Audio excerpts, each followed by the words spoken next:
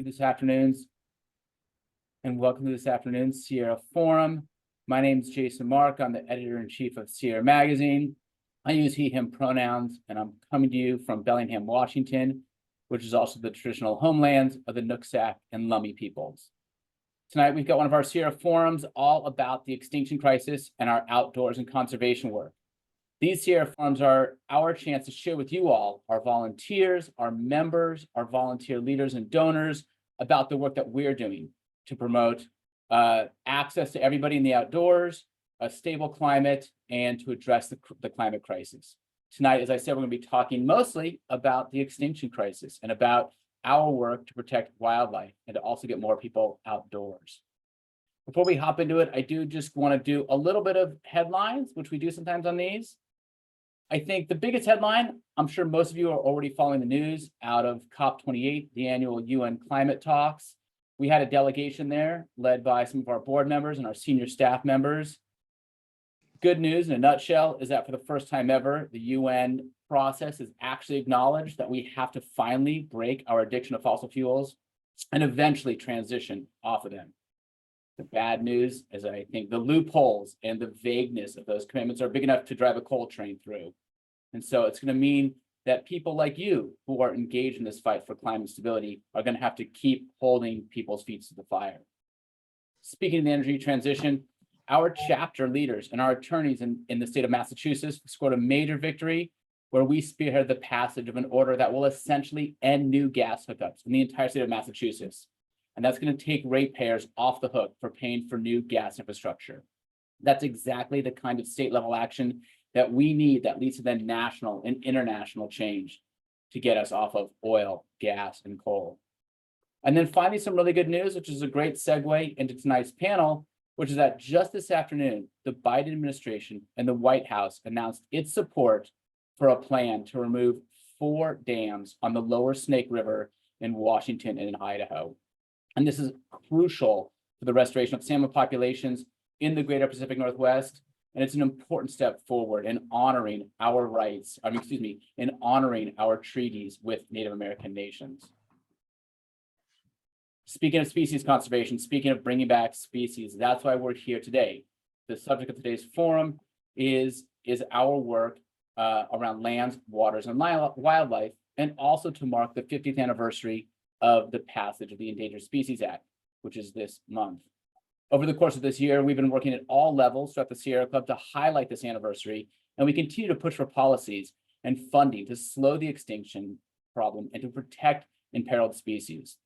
In fact, if you've probably already received it in the mail, our current issue of Sierra Magazine is all about celebrating the 50th anniversary of the ESA and also talking about what we need to do to ensure that it really meets its full potential. So here tonight today with us to talk about these issues is our executive director, Ben Jealous, our chief conservation and outdoors officer, Chris Hill, and our national wildlife campaign manager, Bonnie Rice. I'm so psyched to have them here with us today. Ben, I want to start with you. Before we get into the heart of the discussion around the Endangered Species Act, I wonder if you could just talk about our conservation work writ large around the country. And how that fits in with your vision of what the Sierra Club is doing right now in the 2020s. Well, thank you, Jason. Yeah, what a great day. You know, even before the Biden announcement on the Lower Snake today, there was the announcement about old growth trees. And Biden really, while that's just a big step in the right direction, Biden really has done incredible things when it comes to protecting our environment and helping us really take on these twin crises, the climate crisis and the extinction crisis. And we at the club, this club that's helped to create more than 470 national parks and monuments since the very first one. We have an incredible legacy as a champion for lands and wildlife. From our organizing role in the creation and protection of parks like Yosemite, Grand Canyon, and Grand Tetons, to our contribution to the passage of the Wilderness Act. For decades, we filed lawsuits to protect and enforce the Endangered Species Act and protect lands from extraction. Now, with 41% of ecosystems at risk of range-wide collapse in the United States, and 40% of animals and 36% of plants at risk of extinction. We need lands and wildlife protections more than ever before. We are in the midst of the first mass extinction directly caused by humans. Species are going extinct at a rate 1,000 times faster than we've ever seen before. And that's because of us. We must act now to protect the interconnected natural systems that humanity and all life depend upon. And beyond that, we must act to avoid irreparable harm to our planet. We must dramatically reduce carbon dioxide in the atmosphere and do so quickly. Other than transitioning off fossil fuels, one of the best nature-based ways to do this is to preserve natural places, wild places, especially where mature and old growth trees act as carbon sponges. Our national goal is to protect 30% of US lands and waters by 2030 to slow climate decay and biodiversity loss. Right now, only about 12% is protected. We must safeguard more land in the next 7 years than we have in the past 100. To do that, we must double the number of national parks and monuments in this country, and we must go further, not only just increasing National Park Service sites and other federally managed places, but double our state parks, double our local parks too. Alongside these protection efforts, we must ensure that every person, no matter where they live, can explore and enjoy nature.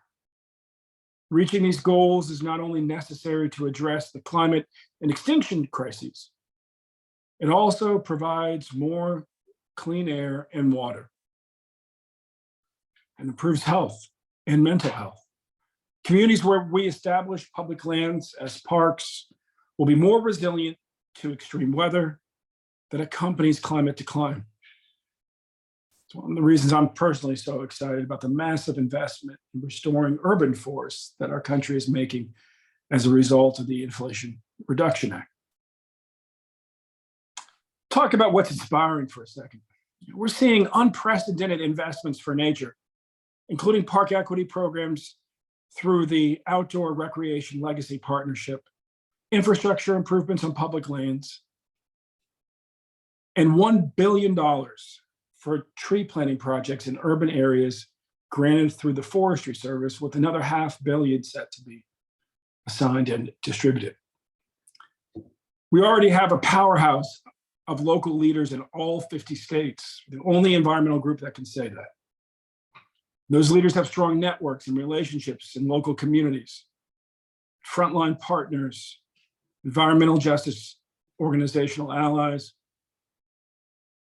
and indigenous groups. We're working more deeply and intentionally with existing partners, like we're doing to bring down the dams on the Snake River in Washington and Idaho.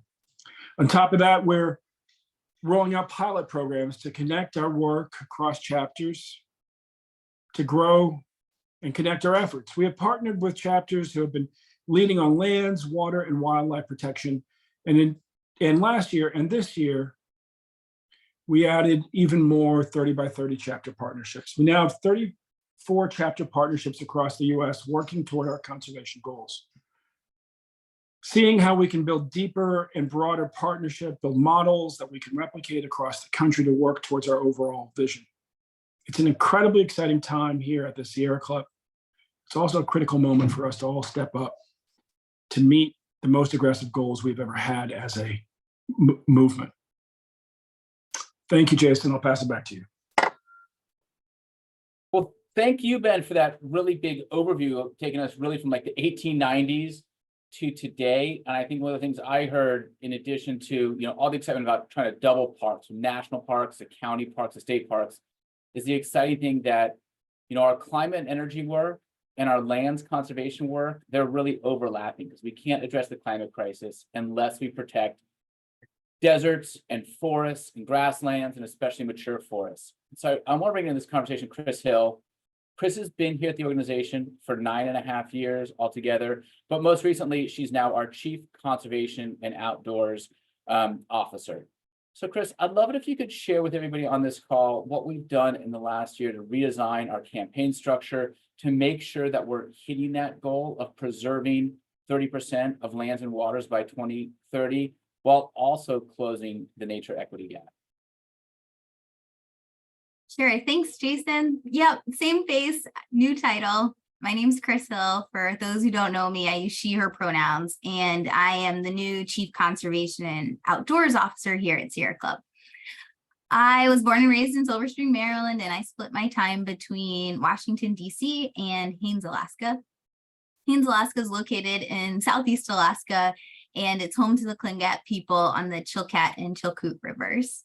As Jason mentioned, I've been at Sierra Club for a collective 9.5 years, and I started out in the Maryland chapter, and I have worked my way around this organization as a congressional lobbyist to the campaign side where I am now. I have a background in law, community organizing, and lobbying. So over the last year, we have really designed how our campaign structure looks and for it to be more effective in achieving our goals.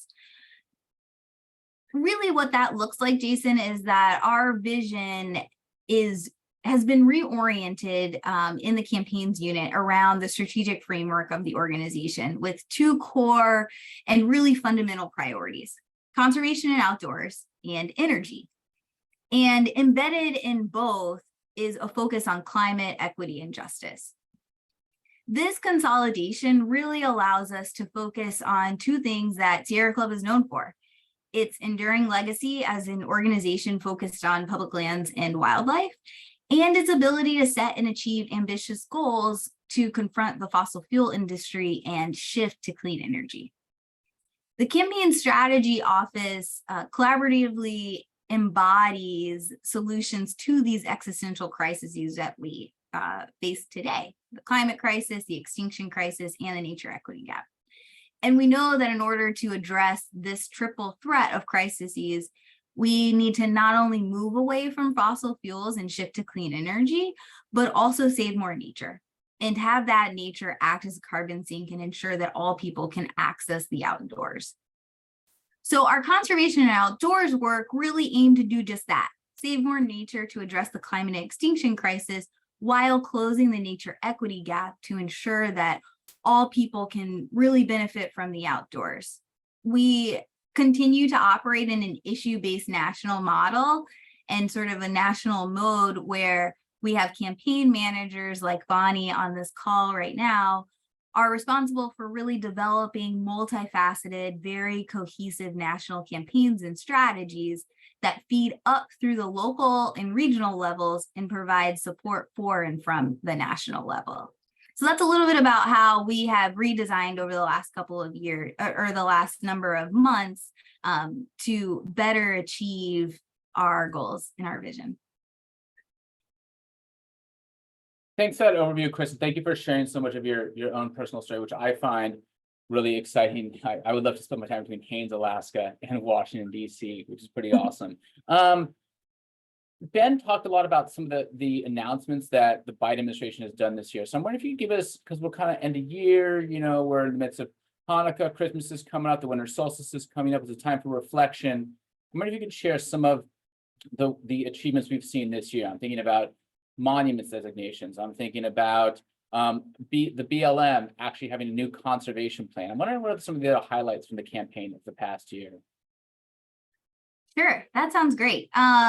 We have, it's actually been a really amazing year for the campaign for our conservation and outdoors work at Sierra Club. And, we have really continued to save more nature to address those crises that I talked about and close the nature equity gap. And we're going to continue to do that as we move into 2024. But as you mentioned, now is the time to really be, celebratory for all the work that's happened this year. I'll name a few things. So to ring in the new year this year in January, we saw a major victory as the Biden administration reinstated the roadless rule in Tongass National Forest. This protects more than 9 million acres of unroaded forest from logging practices. This is huge. The Tongass contains some of the last remaining temperate old growth rainforest in the world, and is also the world's largest, America's largest forest carbon sink. It's not called the climate forest for no reason. So, protecting the Tongass has been one of our longstanding campaigns that we've had here at Sierra Club, and we'll continue to protect this forest and others as we move into next year. So that was really big, just to start us off right in January of 2023. The other ones that you mentioned, when I think about protecting more public lands and waters, 2023 was probably among one of the best years we can think of in recent memory around this. So we helped the Biden administration secure the designation of 5 new national monuments, protecting more than 1.5 million acres of public lands across the country. This is really big. We worked with our chapters and our local groups and supporters on all of these national monuments, from Arizona to Nevada to Texas, Colorado, Illinois, Mississippi. And a number of these monuments have really come about, particularly because of the Sierra Club's longtime support and partnership of our Indigenous folks who are leading those efforts. So, as we think about how these designations play into our goals, we're making huge strides towards that goal of 30% of our lands and waters by 2030. Maybe I can give just one more, and then we can move on to some of the wildlife stuff that Bonnie's going to talk about. Very, very historic. A couple of months ago, the Biden administration canceled all remaining oil and gas leases on federal public lands in the Arctic National Wildlife Refuge. This decision is a major victory for climate action. And it's one that is a culmination of decades of work by the Gwich'in people, the Sierra Club, and others to protect this landscape. That same day, the administration also unveiled unprecedented protections of 13 million acres in the Western Arctic. And this single act constitutes the largest advancement of the 30 by 30 goals. So that was really big for us to be a part of, and also work alongside the Gwich'in folks for their land. So those are just a few. I think I would start off and name. There's many more, and I'm happy to drop a link of our end of year blog as well for folks to check out. It's a good problem to have, Chris, when you cannot get through all of the accomplishments of the year in a short amount of space, right? Oh, I mean, let's celebrate that. I do want to remind people that, this work that Chris is talking about, that Ben shared with us, and that Bonnie's going to talk about in terms of wildlife conservation, it doesn't happen without financial support, without the work of our donors and our members and our sustaining members. So we're going to put in the chat right now ways for you to give to support this work. No gift is too small. We appreciate anything you can do. If you've got any questions about how to engage with us and how to support the work that Chris is talking about, please reach out to Shavina Ball with the advancement team. I'm wondering, Chris, and I do want to bring Bonnie in, but if you could just briefly share, how does philanthropy and financial support from donors, foundations, and individual members, how does it support the work that you're doing? That's a great question, Jason. So, the work that we do can't happen without the support of our donors. None of it can happen without the support of our donors. A lot of the work happens from the bottom up, working with our chapters across the country, like Ben mentioned. Being able to fund organizers on the ground that are in the communities is how we really get that work done. Chapter staff, field staff are all able to focus locally on what's happening on the ground while lifting up what's happening on the national level to put pressure on the states. So some examples of organizing needs that we're seeing for in a greater need for next year is our continued federal protections of grizzly bears and wolves in the Rocky Mountains area. we're really looking at how do we get more capacity and support in our endangered whale populations on the East Coast, the Gulf, Pacific Northwest, along with our salmon populations. We're looking at reforming state wildlife management commissions. And then we're also diving really deep into technical expertise on the intersection of renewable energy and wildlife. And that's something that Bonnie has really been looking at over the last year or so. And I know that maybe we'll get into that a little bit, but those are just a few ways in which your dollars can go to helping us achieve a lot of our goals and also help us in working with our chapters, our field staff, and really getting into the nitty-gritty of the on-the-ground work.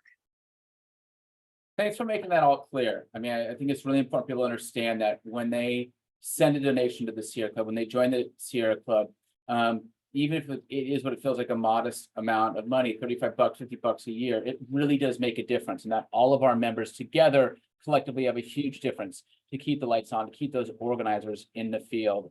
And yeah, absolutely. And Jason, I would just add, as you were saying that, it reminded me, we have a lot of support in the field with our organizers, but that's not really where it stops, right? Like we have legal support, we have communications, digital, federal policy, and all of these folks with the help of the field are helping to move those goals forward, whether we're doing a lawsuit, how do we get on the ground support and, or how do we get communication support? How do we get digital support? So there's, a lot of different avenues in which the dollars can go to for this work.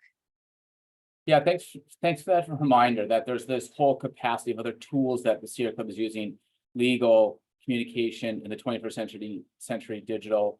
By way of reminders, I want to remind people, some people are already using this. There's that Q&A button at the bottom of the screen. We've got some very great and provocative questions coming in. We might have a couple of hot ones here for you, Ben, when we get to Q&A in about 10 minutes. But before we get to Q&A in 10 minutes, I do want to bring Bonnie Rice in the conversation. Bonnie Rice is a veteran organizer and campaigner here at the Sierra Club. And Bonnie, I do want to talk a little bit about the extinction emergency, especially as we're here marking the 50th anniversary of the Endangered Species Act.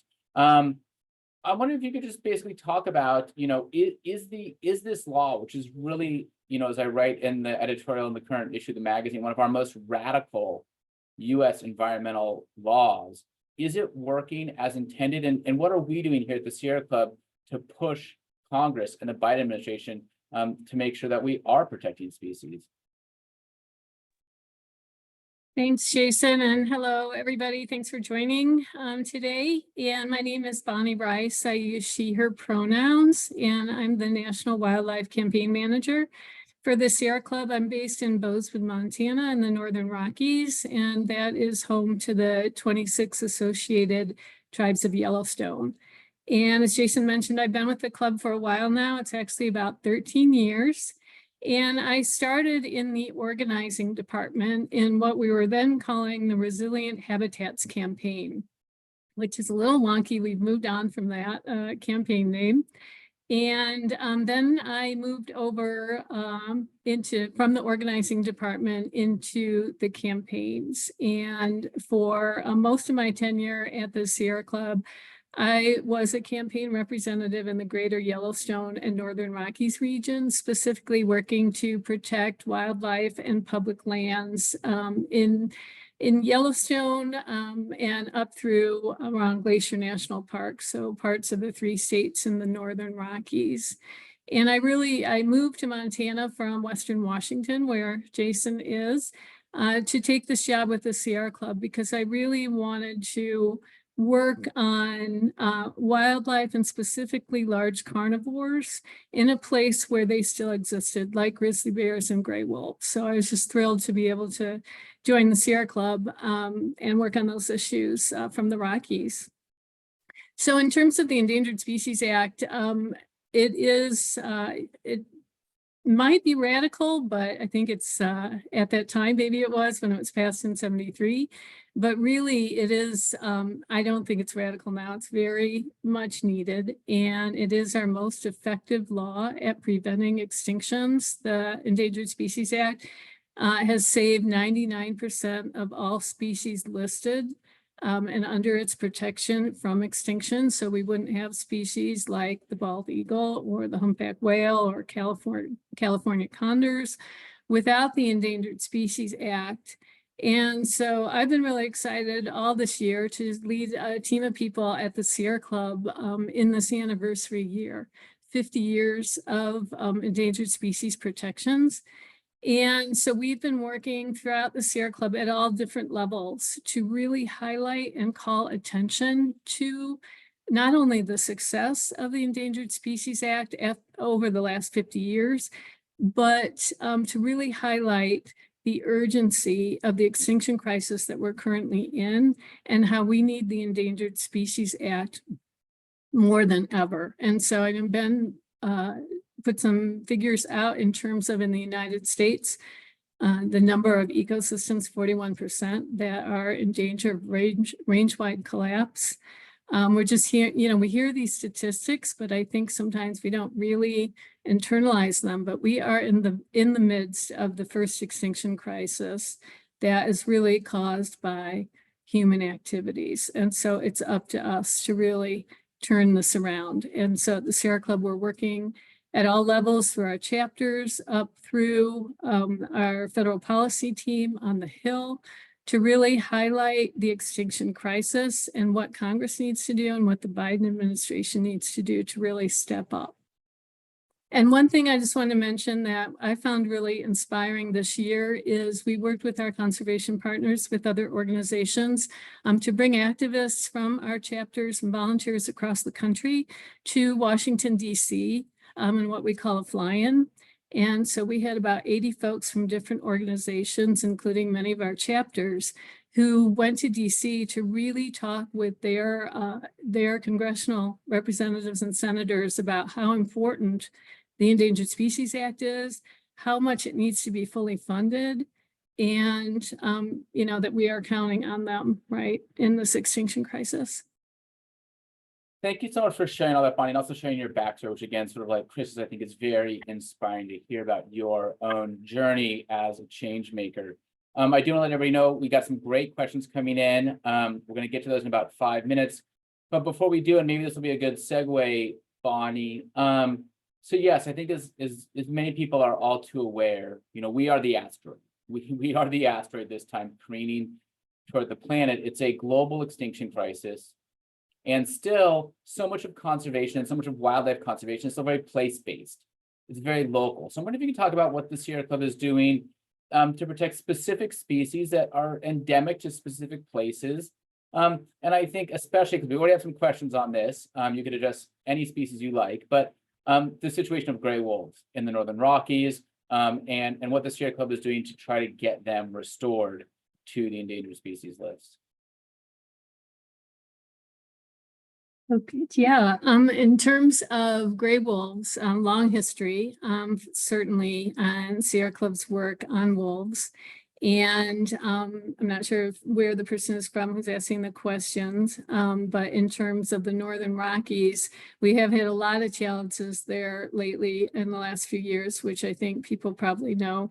The Northern Rockies, for those who don't, is the only place where currently where gray wolves are not listed under the Endangered Species Act. They don't have the protections. That's because of a congressional delisting, unfortunately, that passed about a decade ago.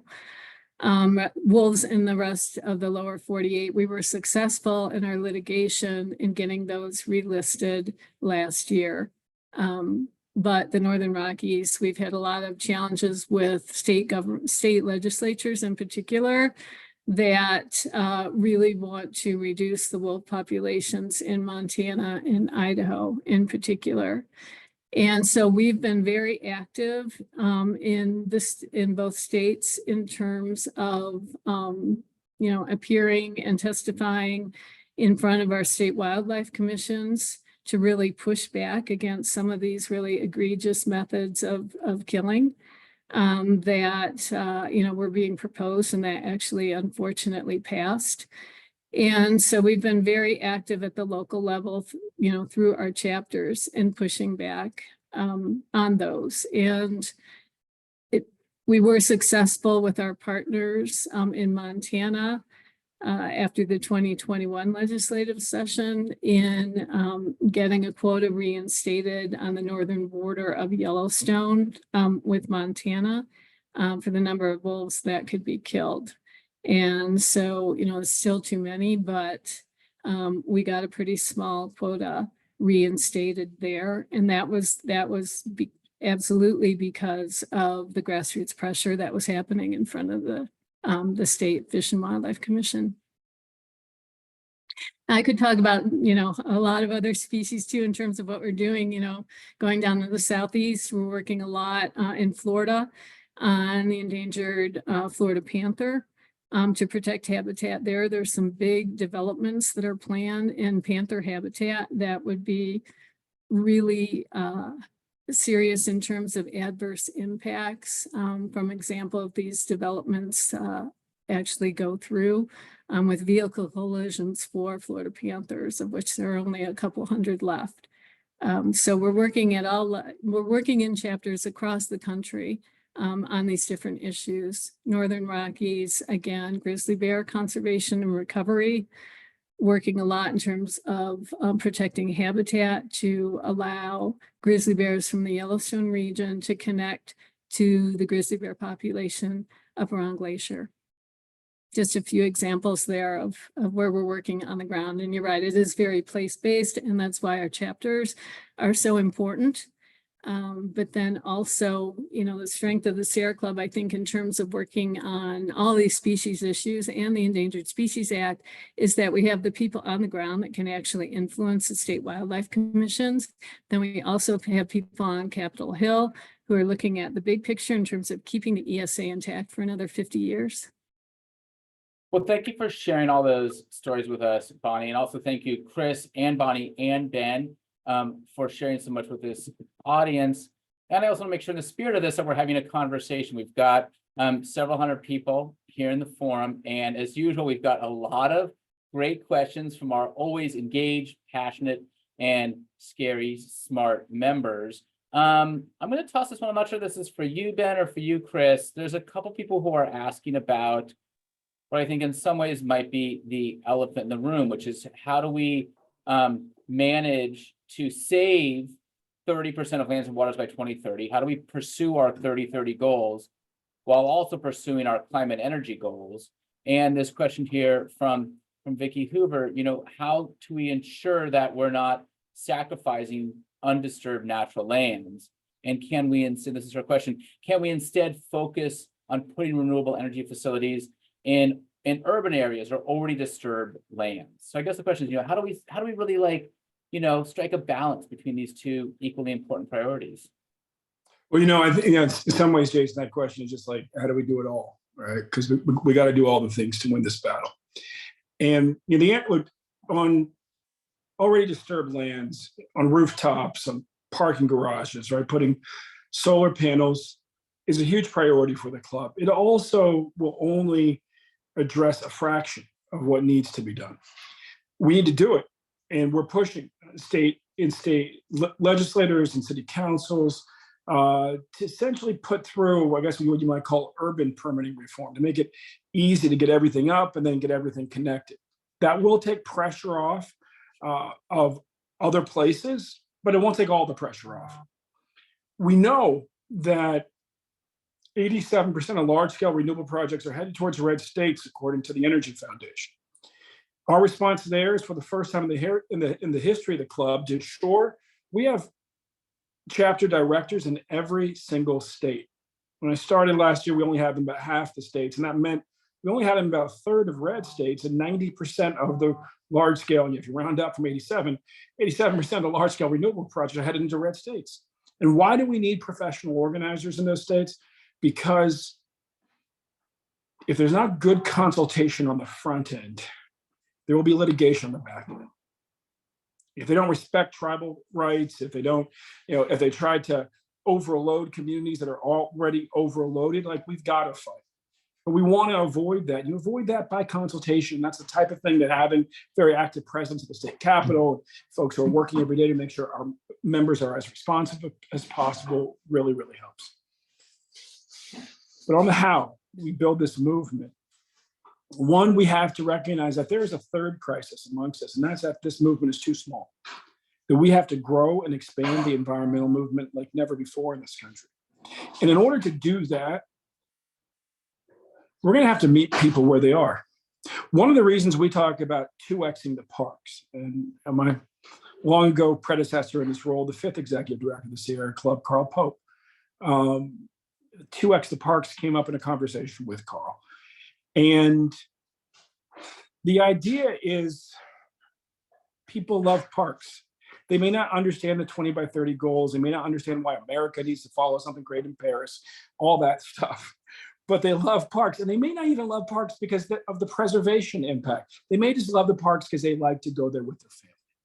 And so the way you have that conversation, right, is you say to folks like, who loves our national parks? Who loves our state parks? Who loves your local county? Hands go up.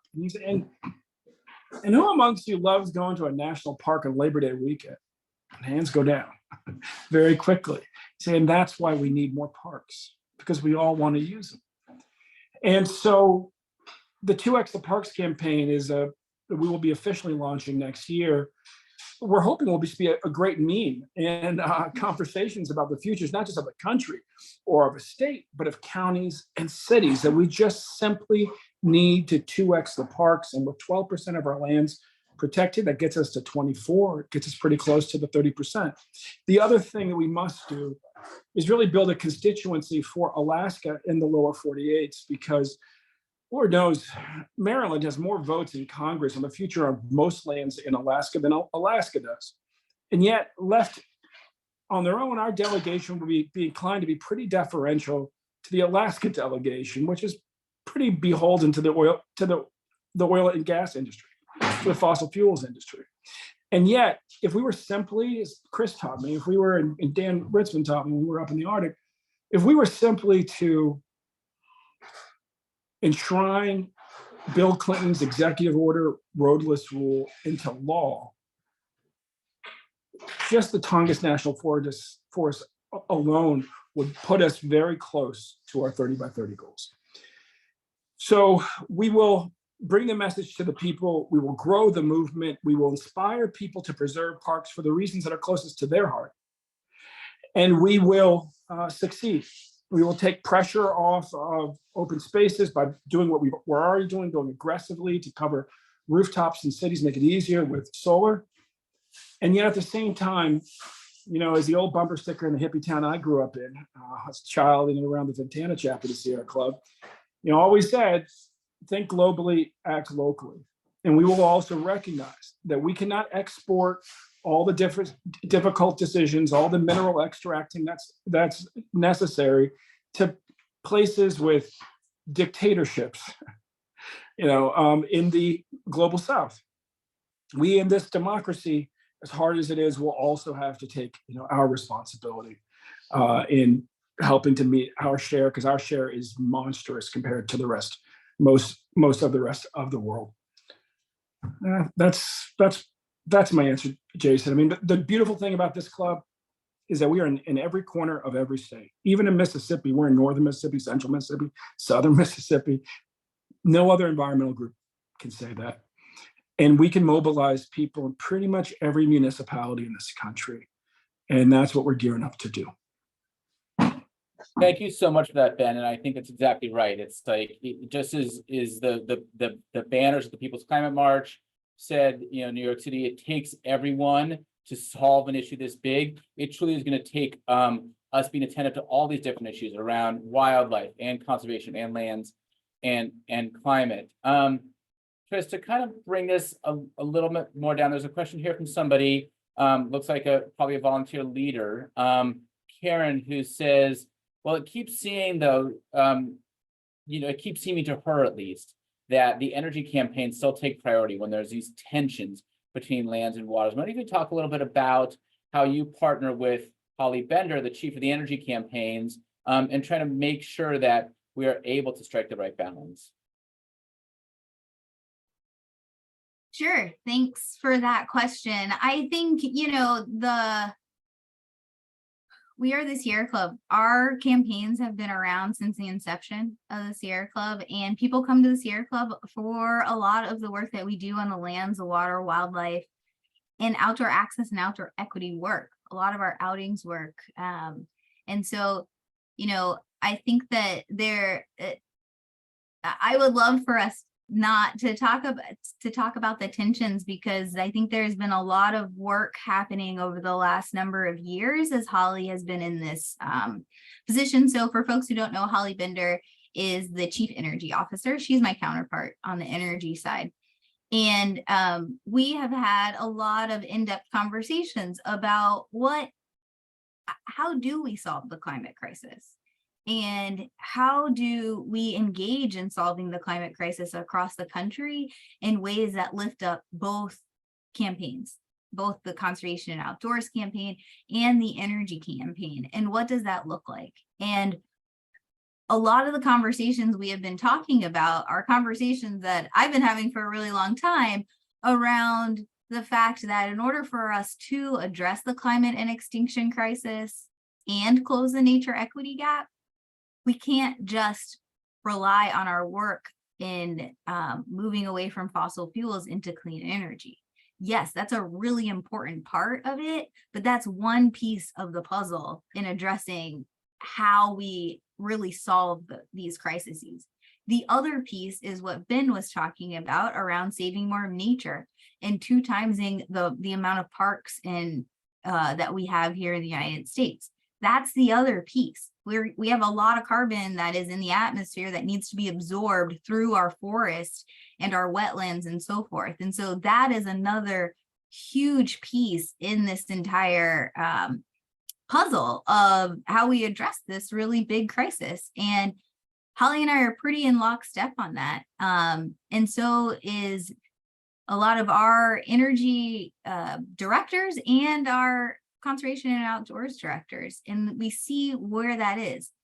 The other things that we've been working on over the last, at least the last couple of years, is how our campaigns intersect with each other. Where are the tensions? Let's address those tensions. Where are the ways where we can collaborate a bit more and really lift up both campaigns? One of those areas is around our transportation work and access to the outdoors.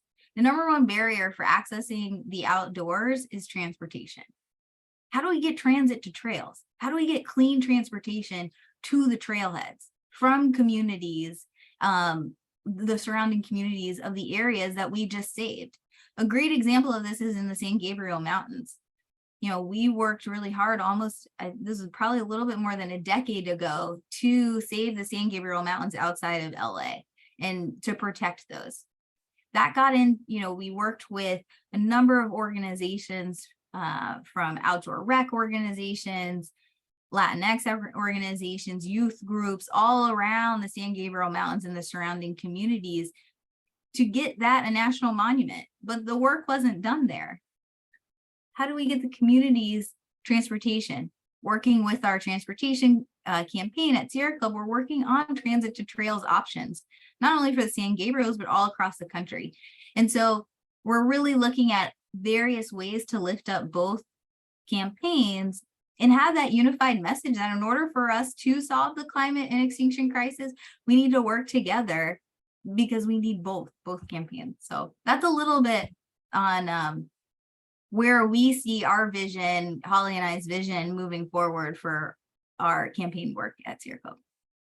Thank you so much for sharing that, Chris. And I'll just share, because I think this is a really important topic, and I can sort of feel the energy in the chat around this, that, one of the most impassioned takes that I ever heard about rewilding was from a former Beyond Coal leader, right? I mean, I think that most of the staff at the Sierra Club, it doesn't matter if you're sort of in the outdoors and conservation side or the energy campaigns, everybody shares the same values around how do we rewild the planet and also have a stable climate. And, talking about the transportation stuff, Chris, right? So you look at the bipartisan infrastructure bill, and the IRA has got tons of money in there for wildlife crossings, more money for wildlife crossings than we're ever seeing that's going to help things like the Florida panther. We have a lot of questions about animals and extinction. So I want to make sure we got Bonnie here. We're going to do a lightning round in a minute. Bonnie, Rick here in Washington State wants to know, says the chapter is working real hard on preserving wolf and cougar populations, as well as getting grizzlies reintroduced in the Northern Cascades. And his question is there anything that National can do to coordinate with the chapter to support this vital work? Yeah, well, thanks for that question. And I'll take the last species first, which is for grizzly bears. So yeah, there was just a comment period that closed on reintroduction of grizzly bears to the North Cascades. And so National did work really closely with the chapter, with our chapter volunteers and staff to develop comments supporting reintroduction of grizzly bears. This is one of the recovery areas from the Fish and Wildlife Service where grizzly bears should be. And going back to just my introduction, when I lived in the North Cascades, I would have loved to see grizzly bears there. It's a huge recovery area. They absolutely should be there. And so Sierra Club is very much in support. So, so National, specifically me as campaign manager, worked closely with the chapter volunteers and staff on those comments, and also to, you know, to put out email alerts, to have our other members and supporters comment in support to the Park Service and the Fish and Wildlife Service. And I'm familiar with the work that's being done on gray wolves as well. We definitely support the Washington chapter's work there in terms of better practices by the state in terms of gray wolf management, more conflict prevention work by the Washington Department of Fish and Wildlife. So we do work really closely with the Washington chapter, National and the chapter. And yeah, it's a great group of folks there. I really like working with them.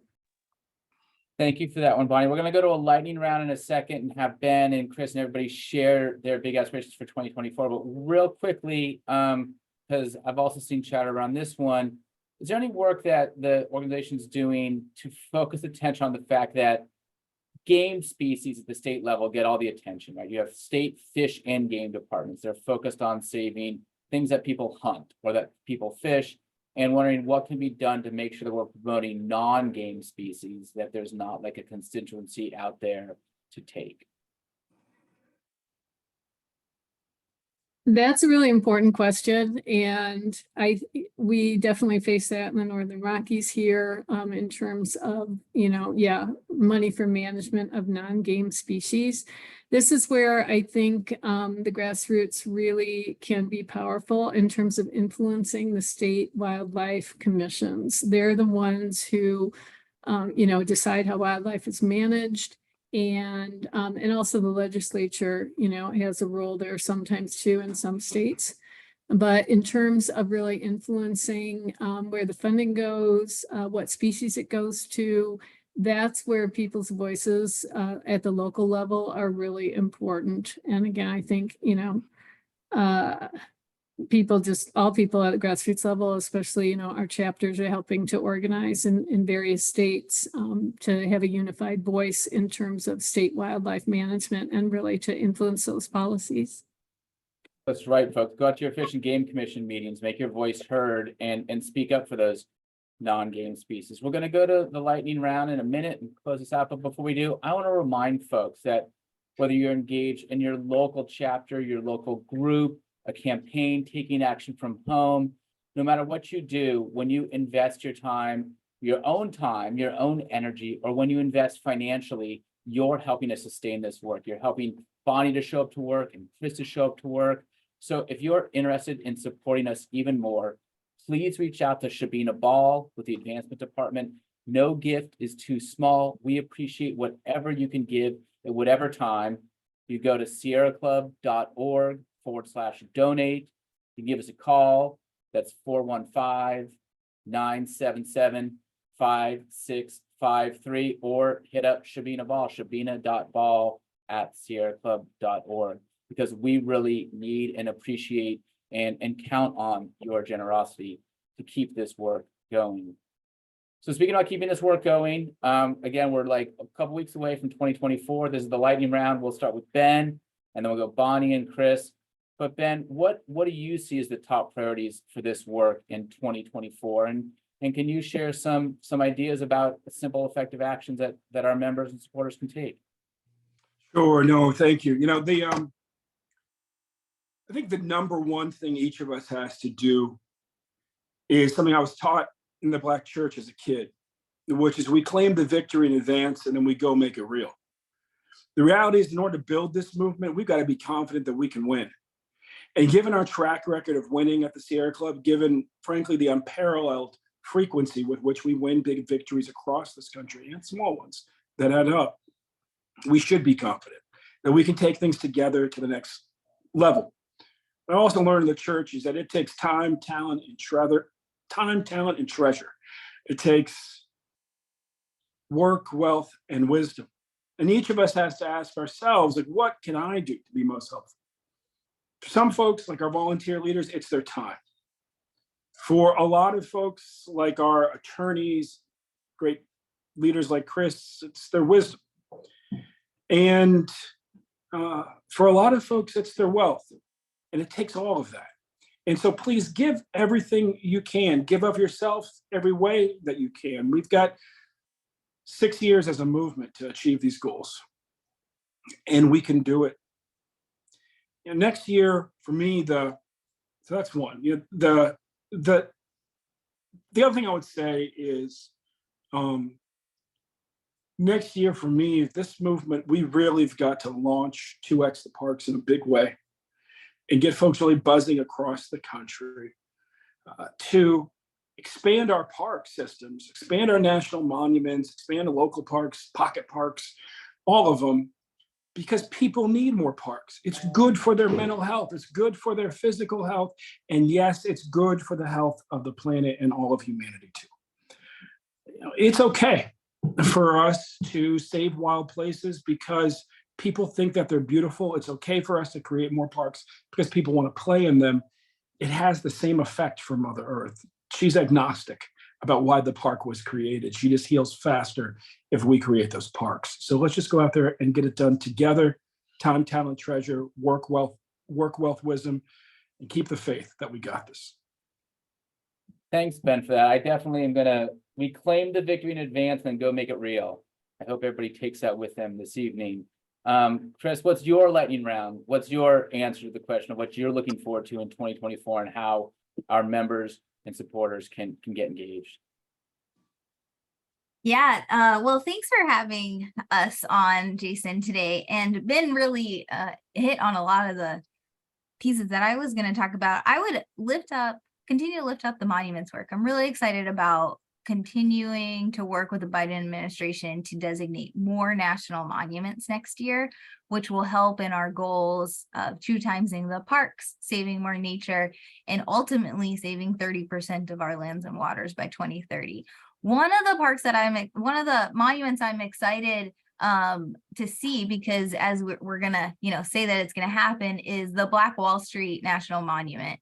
That one and the 1908 race riots. I'm really excited. We didn't get a chance to talk about that today, but I'm very excited to see those monuments happen next year. And I'm pretty confident they are going to happen. Lastly, before I turn it over to Bonnie, another part, I love saving vast wilderness. I also love looking at how we develop more pocket parks in urban areas. And these are, 1 acre, 2 acre parks where kids can get outside after school, where, people can go after work, put their feet in the grass, get their feet dirty in the dirt. And I'm really excited for our work in Detroit, where we are looking at how do we get 6 to 8 pocket parks up and running with the city of Detroit. So those are 3 things I'm excited about for 2024. Thank you for sharing those aspirations. Yeah, we're going to go out and make them real. Bonnie, you get the final word here this evening, the last final word before we sign off. What are you looking forward to for 2024, and how can our members and supporters get engaged? Well, I think at the broad level, something that I'm really looking forward to is to make sure that the momentum that we've generated in this 50th anniversary year for the Endangered Species Act grows, and we keep that momentum up, and we grow that momentum. And I think everybody can play a real role in that in terms of really lifting up the urgency of the extinction crisis and the need for action, and that we need action at the same level from the Biden administration as the climate crisis. And so these two crises are directly interconnected with extinction and the climate crises. And, you know, we need a lot of action on both of those. And so for people to be lifting that up with their policymakers at the state level, at the federal level, with their delegations, visiting, you know, their members of Congress in district, is all really important, because we have to keep this momentum going that we really, you know, built up this year with the 50th anniversary. And then I think also other things that are coming up, there's going to be a lot coming up in terms of gray wolf recovery and also grizzly bear recovery in 2024. So I'm looking forward to that work. And for, you know, those species in terms of what we're going to be able to do there at the state level and at the regional level, working again with our chapters, and then also, you know, with our law department and our federal policy team and others within the organization. But I think really the main thing is keeping up that momentum and growing it to really address the extinction crisis in 2024. Well, thank you, Bonnie, for that. And, you know, you sort of said, I think a lot of folks might recall the old famous saying from the former Speaker of the House in the 1980s, Tip O'Neill. He said, all politics are local. It is about, it's like, how do you get out to the local hearing in your county, in your city, make your view known, talk to your local member of Congress. You know, we had a final question in here from Carly, says, do petitions make a difference? Yes, when you pick up that phone and you call your member of Congress or you call your state representative, it does make a difference. They hear you. They truly do. We're actually gonna have a story about this in Sierra Magazine about how you can make sure your public comments to state officials, to federal officials, and especially those federal agencies really do make a difference. And I think that's the final sign off here today, is that you all are making a difference. Our amazing staff like Chris and Bonnie, and of course our executive director, Ben Jealous, they're all making a difference. And so thank you for everything you're doing to support them. I hope you all have a wonderful holiday, no matter how you're celebrating. Thank you for joining us tonight. Thank you for your work to support the Sierra Club and the work we're doing for lands, waters, wildlife, and a stable crisis. Take care of each other and go safe. Thank you.